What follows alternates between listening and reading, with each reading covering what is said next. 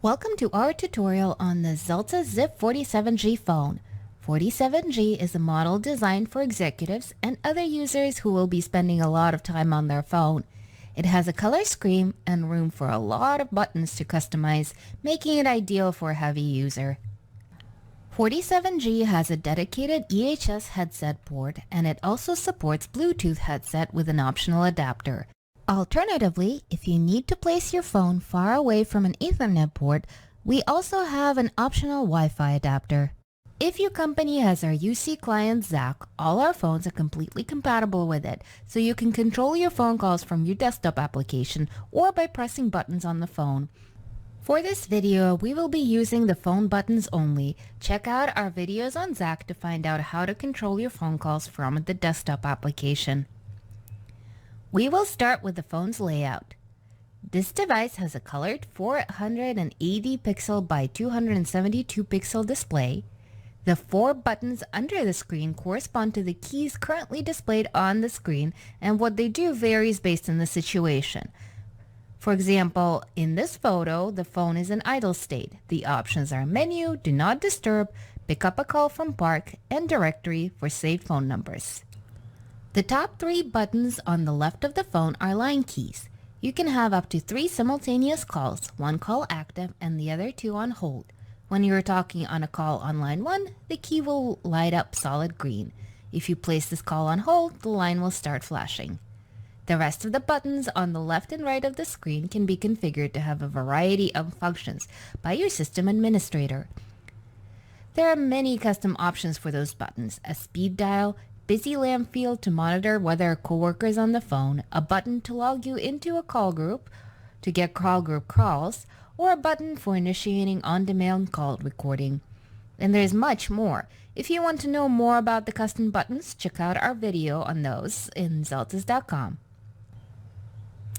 But getting back to Zip 47G layout, there is a message waiting indicator in the top right of the screen.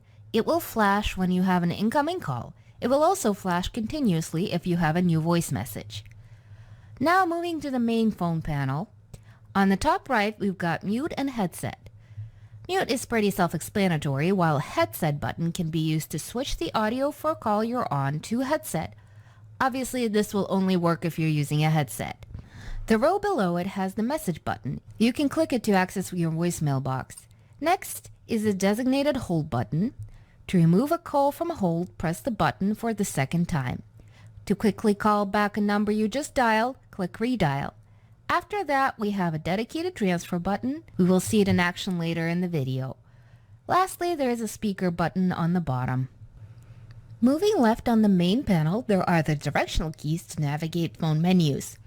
At the center of the keys is OK, and underneath is cancel. It's used to exit menus or end calls. And below the directional pad, you can click the button to adjust the volume. Finally, to dial a number, there is the dial pad. And when you finish dialing, press the send key to initiate a call. It works like a cell phone send button. And that's it for the phone's layout. So let's see it in action.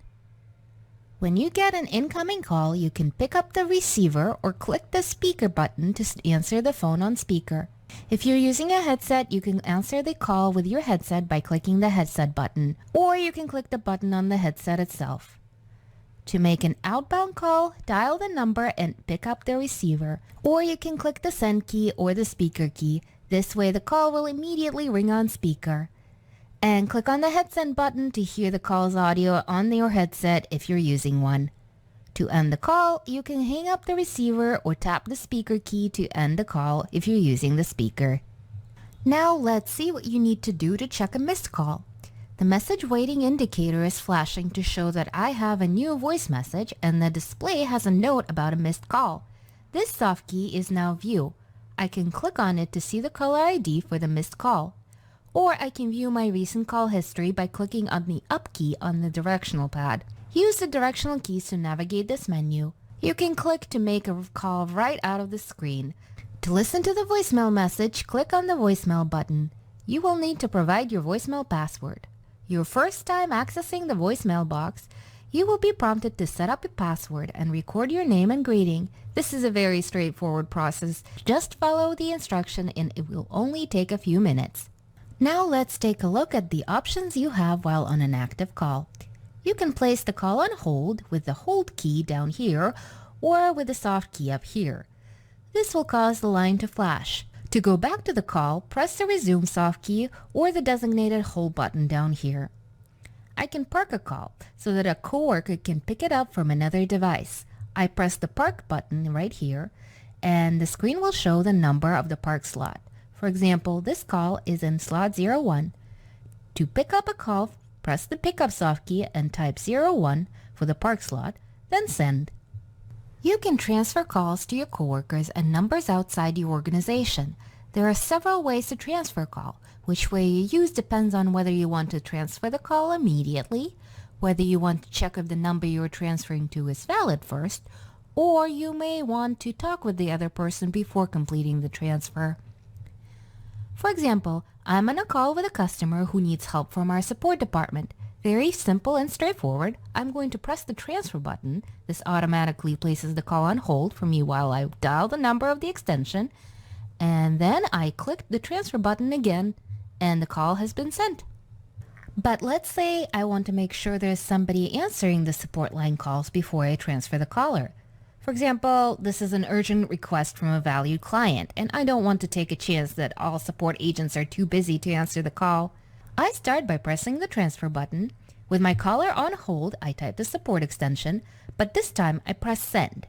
The line is ringing, which means somebody is there to take the call, so I can safely press transfer again. This will send my customer onto the support department. And for the last type of transfer, I want to talk to the support department first before transferring the caller to them. For example, I have a suspicion that the customer's problem is not something support could handle, but I'd like to check with our support rep first.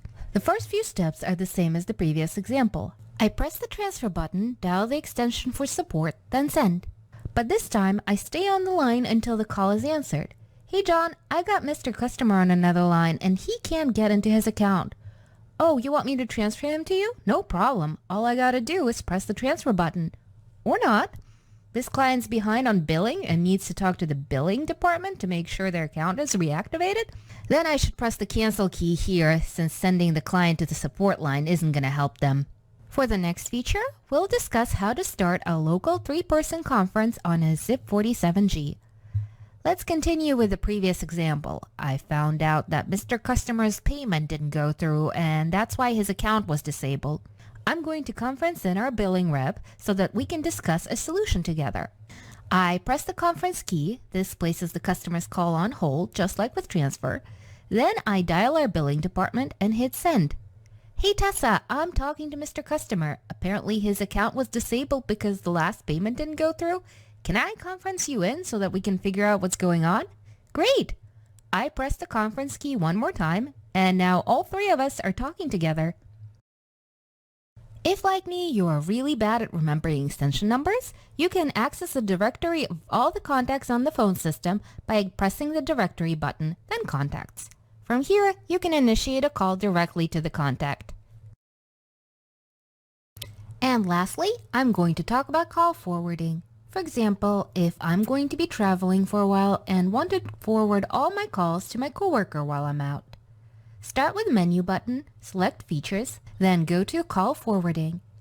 You can forward all incoming calls with always, forward calls only when you are busy with another call, or forward calls that you don't answer. We will do always. I'll switch this line to enabled, and on the second line enter the extension of my coworker and press the save soft key to initiate call forwarding. When I get back to the office, all I need to do is go back to this menu and set call forwarding to disabled. And that's the end of this video. Thank you for watching.